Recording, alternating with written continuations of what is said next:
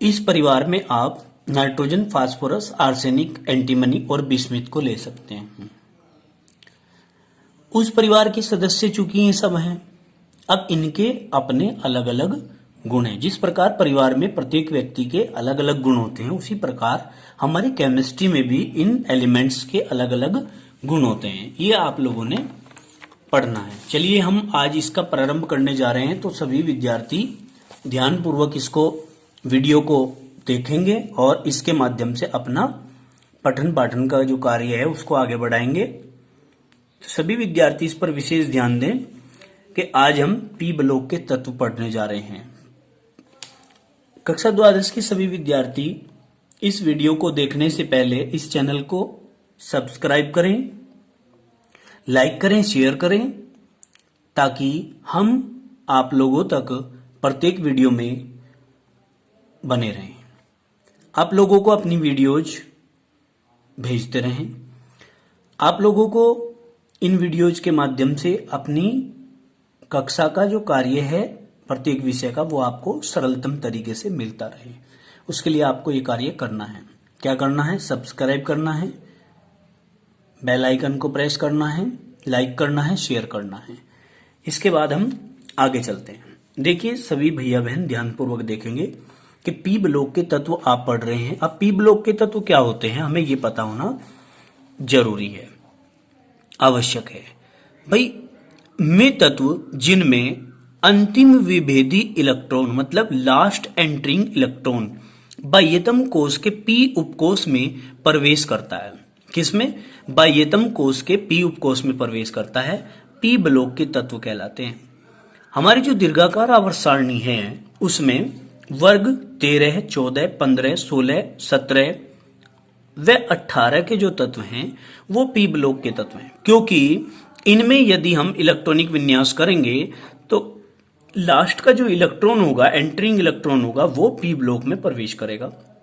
इसीलिए ये सभी पी ब्लॉक के तत्व कहलाते हैं।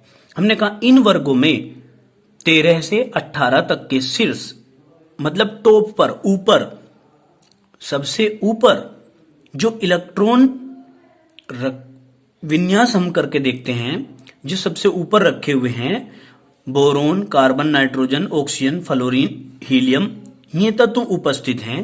और यदि हम इनका इलेक्ट्रॉनिक विन्यास करके देखते हैं तो इनका इलेक्ट्रॉनिक विन्यास करते समय जो लास्ट का इलेक्ट्रॉन होगा वो पी ब्लॉक में प्रवेश करेगा, जो कि निम्न प्रकार है। क्या? 5 नंबर है बोरोन का, तो 1s2, 2s2 और 2p1। आप बाउ के नियम के अनुसार हम इसका इलेक्ट्रॉनिक विन्यास करते हैं तो 1s में आ गए 2 इलेक्ट्रॉन, 2s में आ गए 2 इलेक्ट्रॉन और 2p में 1 आया, क्योंकि 2 + 2 और +1 = 5, 5 पूरे हो गए। तो हम इसको ये जो शुरू में लिखा जाता है, ये आवर्त नंबर जो होते हैं, ये जो मुख्य क्वांटम संख्या का नंबर होता है, ये शुरू में जो लिखा हुआ होता है, इसको हम आवर्त संख्या भी मानते हैं। इसको हम n से रिप्रेजेंट करते हैं। अगर आपने क्वांटम संख्याएं पढ़ी हो तो लास्ट ईयर किसी विद्यार्थी ने ध्यानपूर्वक पढ़ी हो तो आप पढ़ेंगे कि n = मुख्य क्वांटम संख्या होती है। तो यहां पर n का मान 2 है, तो हमने क्या कहा? ns2 np1, ये आ गया ns2 np1। क्लियर? इस तरह भी आप इसको जनरल इलेक्ट्रॉनिक कॉन्फ़िगरेशन करके दिखा सकते हैं। लिखा है साधारण इलेक्ट्रॉनिक विन्यास।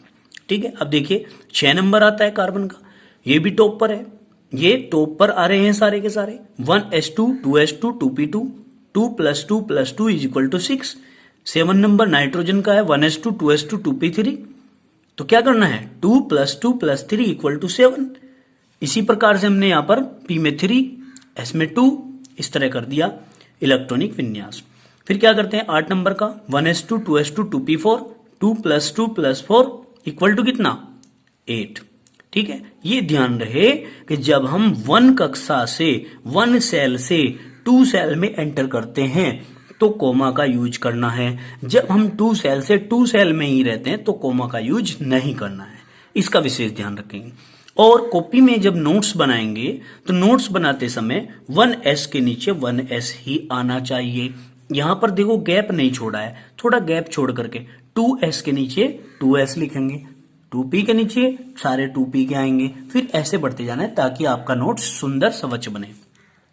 9 नंबर पर फ्लोरीन आता है 1s2 2s2 2p 5, 2 + 2 + 5 = 9। तो हमने क्या किया, NS2 NP5। हम इसमें केवल इसी को क्यों ले रहे हैं, बाह्यतम कोष को ही लेते हैं। जनरल इलेक्ट्रॉनिक कॉन्फ़िगरेशन में जो आउटर मोस्ट सेल के इलेक्ट्रॉन होते हैं ऑर्बिटल के अंदर, उनको ही हम शो करते हैं, इनका कोई महत्व इसमें नहीं होता, ध्यान रखेंगे। 10 नंबर पर न्यून आता है 1s2 2s2 और 2p6, ठीक है ना। तो 2 + 2 + 6 = 10। तो इस प्रकार से आप लोग इलेक्ट्रॉनिक कॉन्फ़िगरेशन इसका करके दिखा सकते हैं। अब पी ब्लॉक एलिमेंट्स की जो प्रॉपर्टीज हैं वो पढ़ेंगे हम, ठीक है ना। पी ब्लॉक तत्वों के गुण, मतलब properties of P block element, यहां पर लिख भी देना, properties of P block elements. Clear. अब सभी भैया बहन इसको ध्यानपूर्वक देख रहे होंगे तो समझ में भी आ रहा होगा। जिसकी समझ में आएगा वीडियो वो अपना नाम लिखकर भेजेंगे कि सर मेरी समझ में आ रहा है वीडियो, ठीक है ना, ताकि उसके द्वारा हमें भी अच्छा लगेगा जब आप अपना नाम लिख करके भेजेंगे। हमारी मेहनत हमें लगेगी कि सफल हो रही है, ठीक है ना। आप लोग देख भी रहे होंगे और विद्यालयों के जो वीडियोज आ रहे हैं या वो PDF आ रहे हैं, वो क्या करते हैं, निशान लगा के भेज देते हैं और बुक का पेज फोटो खींच करके भेज देते हैं, ठीक है ना। लेकिन हमारा तरीका बिल्कुल ठीक वैसा ही है जैसा क्लास में रहता है, ठीक है ना, क्योंकि आप सभी राधा कृष्णन इंस्टीट्यूट से जुड़े हुए हैं, जो कि यूनिक है अपने आप में, ठीक है ना। चलिए अपने टॉपिक पर आते हैं लौट करके। नंबर 1, पी ब्लॉक तत्व वर्ग 13 से 18 के बाह्यतम कोष का इलेक्ट्रॉनिक विन्यास NS2 NP126, 1 से लेकर 6 तक इसमें इलेक्ट्रॉन आ सकते हैं, मतलब होता है। क्लियर होगी बात। सेकंड पॉइंट पर आते हैं। अब सेकंड पॉइंट पर क्या है, अधिकतर पी ब्लॉक तत्व अधातु हैं, कुछ धातु हैं तथा कुछ उपधातु हैं। भाई इस पी ब्लॉक में कुछ अधातु भी हैं, कुछ धातु भी हैं और कुछ उपधातु भी हैं। समूह में ऊपर से नीचे जाने पर जैसे जैसे हम टॉप टू बॉटम जाते हैं, धात्विक गुण बढ़ता चला जाता है, मतलब मेटेलिक प्रॉपर्टीज बढ़ती चली जाती है। धातुओं का जो गुण है वो बढ़ता चला जाता है। अब कैसे कहेंगे कि भाई ऊपर से नीचे की ओर जा रहे हैं, ऊपर से नीचे की ओर जा रहे हैं तो क्या होगा भाई, यदि हम किसी परिवार में ऊपर से नीचे की ओर जाएंगे तो क्या होगा, किसी भी मेटल का जो आकार है या किसी भी एलिमेंट का या एटम का जो आकार है वो बढ़ेगा। आकार बढ़ेगा तो क्या होगा, बताइए क्या होगा, आकार बढ़ेगा तो क्या होगा, आकार बढ़ेगा तो प्रभावी नाभिकीय आवेश का मान क्या हो जाएगा, कम हो जाएगा, ठीक है, और इलेक्ट्रॉन आसानी से निकल जाएंगे। और जब इलेक्ट्रॉन बाह्यतम कोष से आसानी से निकल जाएंगे तो वो गुण किसका होता है, वो गुण धातुओं का होता है। किसका होता है वो गुण होता है धातुओं का। तो हमने कहा कि ऊपर से नीचे की ओर आते हैं तो धात्विक गुण बढ़ता चला जाता है। क्लियर होगी बात। अब आगे चलते हैं। नेक्स्ट आता है थर्ड पॉइंट। क्या कहा, धातुओं की अपेक्षा अधातुओं की आयनन ऊर्जाएं तथा विद्युत ऋणात्मकता। विद्युत ऋणात्मकता क्या होती है, इलेक्ट्रॉन को अपनी ओर खींचने का गुण उच्च होती है, जिससे धातु शीघ्रता से धनायन तथा अधातु ऋणायन बनाती हैं। अधातु शीघ्रता से क्या बना सकते हैं, ऋणायन, और धातु क्या बना सकते हैं, धनायन बना सकते हैं, ठीक है ना। इससे विद्युत ऋणात्मकता से पहले जो आयनन ऊर्जा आया है, आयनन ऊर्जा को भी आप समझते हो ना, क्या होता है आयनन ऊर्जा, किसी भी ये एटम है आपका, ये एटम है, इस एटम के बाह्यतम कोष से इलेक्ट्रॉन को बाहर निकालने के लिए जितनी एनर्जी देनी पड़ती है वो एनर्जी क्या कहलाती है, आयनन ऊर्जा कहलाती है, ठीक है ना। तो ये आयनन ऊर्जा जो होती है ये इसकी भाई क्या होती है, ज्यादा होती है, उच्च होती है। विद्युत ऋणात्मकता इलेक्ट्रॉन को खींचने का जो गुण है वो भी बहुत ज्यादा होता है। क्लियर हो गई बात। अब हम क्या करते हैं, नेक्स्ट पॉइंट पर पहुंचते हैं। समूह का प्रथम तत्व छोटे आकार, समूह का जो प्रथम तत्व है उसका आकार छोटा होगा, उच्च आयनन ऊर्जा, आयनन ऊर्जा उसकी क्या होगी, ज्यादा होगी। क्यों होगी, क्योंकि आकार छोटा होगा पहले वाले समूह में। जैसे इस कोई समूह है, इस समूह में जो ऊपर है, ऊपर आ रहा है, सपोज दैट यहाँ नाइट्रोजन आ रहा है, तो इस नाइट्रोजन का जो आकार है वो बहुत छोटा होगा। छोटा होने के कारण इसका प्रभावी नाभिकीय आवेश का मान बाह्यतम कोश के इलेक्ट्रॉन पर ज्यादा होगा और इलेक्ट्रॉन को बाहर निकालने के लिए ज्यादा एनर्जी देनी पड़ेगी। इसलिए आपको कहा कि इसका जो आयनन ऊर्जा का मान होता है वो क्या होता है भाई, ज्यादा होता है, और नीचे की ओर आते आते वो कम होता चला जाता है। क्या कहा, देखिए, उच्च विद्युत ऋणात्मकता के कारण अपने समूह के अन्य तत्वों से विभिन्नता प्रदर्शित करता है।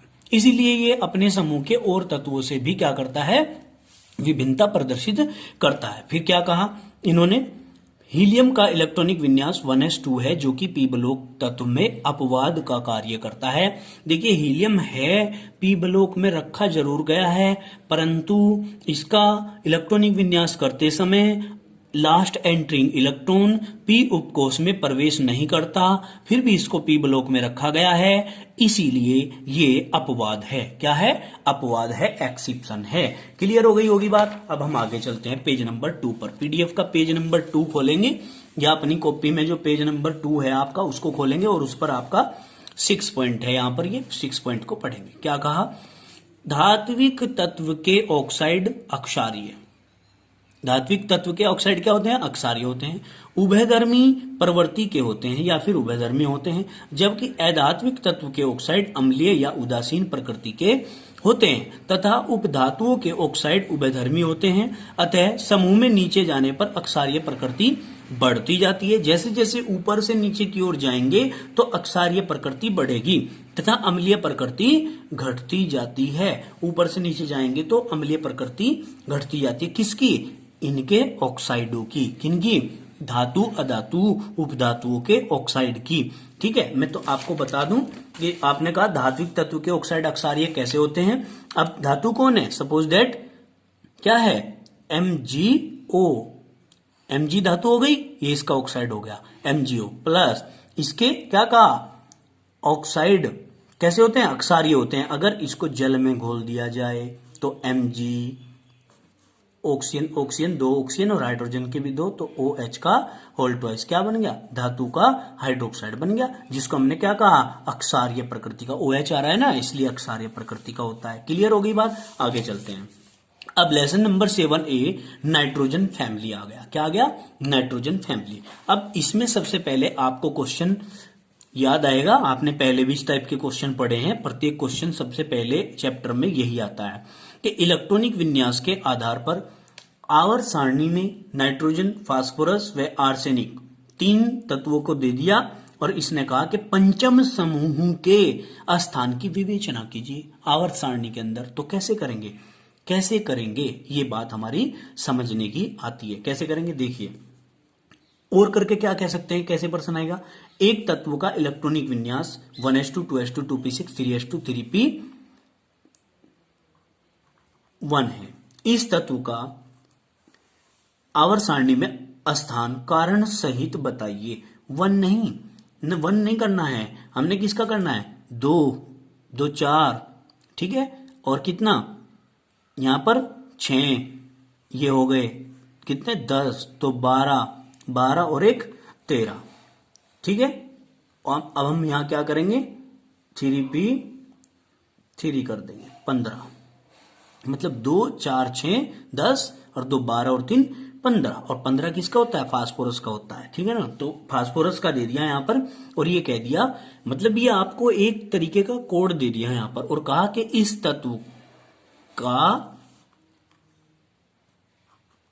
आवर्त सारणी में स्थान कारण सहित बताएंगे। क्लियर।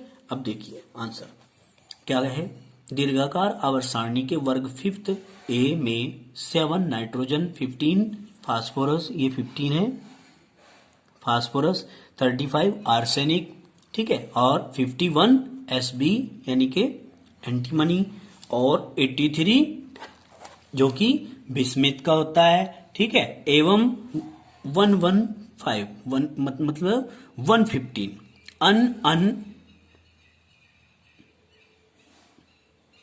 प्लूटोनियम जो कि रेडियो एक्टिव होता है। कुल 6 तत्व हैं। कितने हैं? कुल 6 तत्व हैं। और इन तत्वों को सामूहिक रूप से हम निकोजेंस कहते हैं। नाइट्रोजन फैमिली जो है वो सामूहिक रूप